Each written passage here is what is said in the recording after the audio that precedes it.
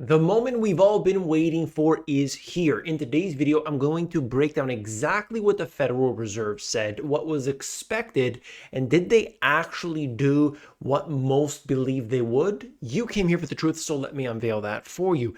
The stock market investors, crypto investors, they're all rejoicing right now because of what Jerome Powell said and didn't say. I'm going to show you exactly, I'm going to give you the charts, I'm going to give you all the numbers, and I'm going to do it as quick as I can. Stick with me. Let's begin. First things first, you can see the actual statement coming out here directly from the horse's mouth. So I saw the statement at 2 p.m. I was refreshing the screen. I got that. I made a post on the community section. I then waited for 2:30. Powell comes out. He reads his speech. After he reads his speech, he then takes questions from the reporters, all right? So I sit through this stuff so that you don't have to. And it is very obvious that they did this. Now, this is the speech. I'm going to show you in a second, the official statement, I should say.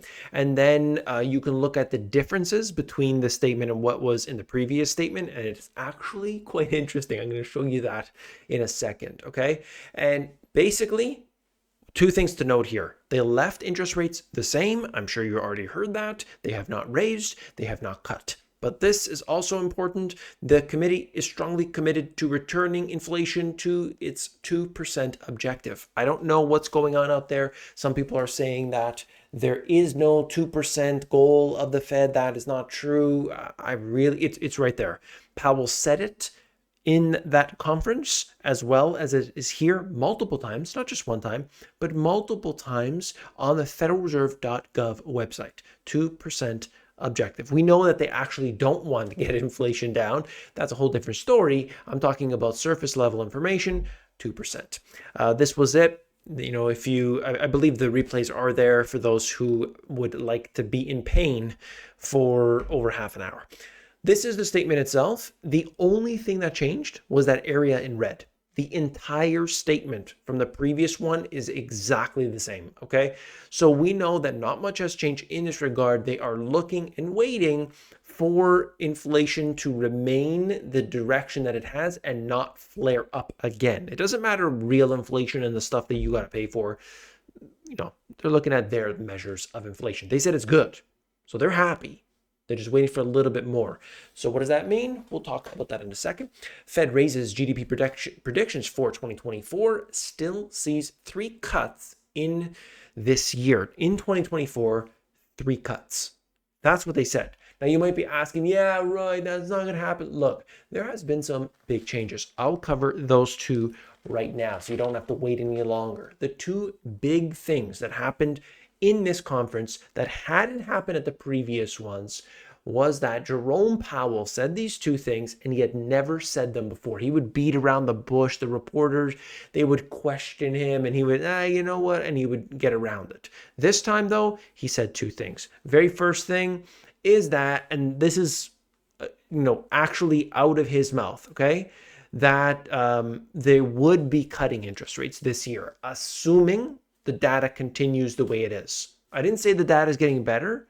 I said the data, the way it is now, this is going to cause them to cut interest rates. That's what he's saying.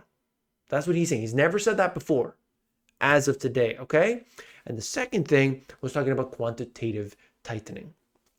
If you remember, previously I did a video, if you're here on this channel, I talked about it in January, as I'll show you the video in just a second.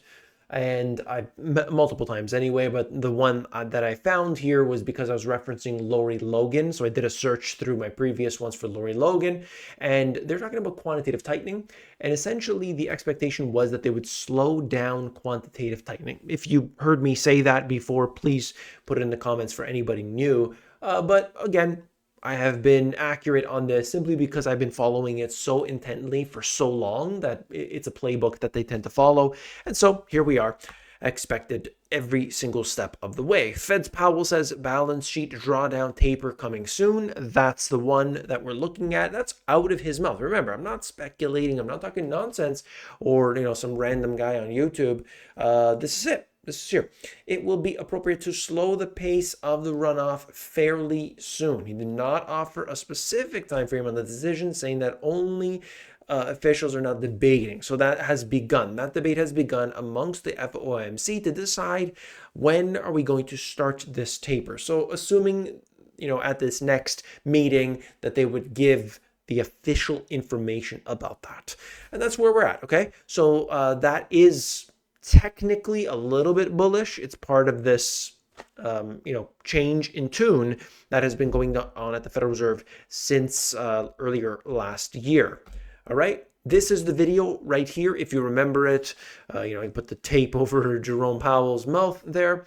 And basically what we're looking at this time is that they have, in that video, I talked about, Lori Logan saying they are going to start a taper. That would be the most appropriate thing to do. And then that would also help to not just be a dramatic stop. As soon as they would, end this program, perhaps it would impact the reverse repos as well. Okay, so that's going on at this time. This is brand new information. This truly was unexpected for so many people because they were saying, oh, they're going to increase because inflation's going up. They're going to increase. Absolutely did not happen. And that's a whole different story. Here we have US CPI is becoming entrenched. And part of this, there's two things here. CPI, the Federal Reserve does look at CPI, but more importantly for them, they look at the core PCE. So CPI, Consumer Price Index, PCE, Personal Consumption Expenditure. Different ways to measure, and of course, neither of them are accurate for you, the individual.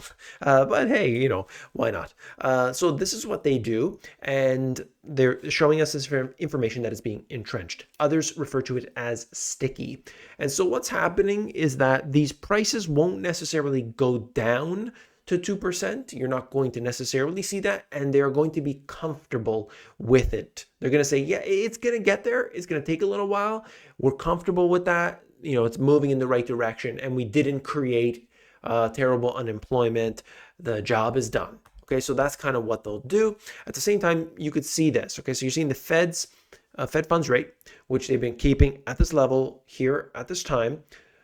The blue line is financial conditions. There are different ways to measure financial conditions and all these things, and Goldman Sachs has one, and this is Bloomberg one. All you need to know is that financial conditions are easier than they were, back when the Federal Reserve started to increase interest rates. So we moved all the way up, and the financial conditions are now easier. Part of financial conditions is the expectation of what will happen. So the expectation here has all been about cuts. We're going to cut. And so that's what the market loves, and that's what it wants. And so here we are. Okay. So if they start to cut interest rates, oh my goodness. Do you want to know how you can take advantage of this information? Stick with me. We're not done yet. Okay. Nobody else is covering it at this level of depth and actually categorically, defining each and every one of these variables. What has happened here? I'm going to give you three pieces of information. The dollar immediately started to go down. This is, of course, dollar in relation to other currencies. So anytime you see this, if you want to be able to just have an idea, whenever they talk about increasing interest rates, being strong about that helps to support the US dollar.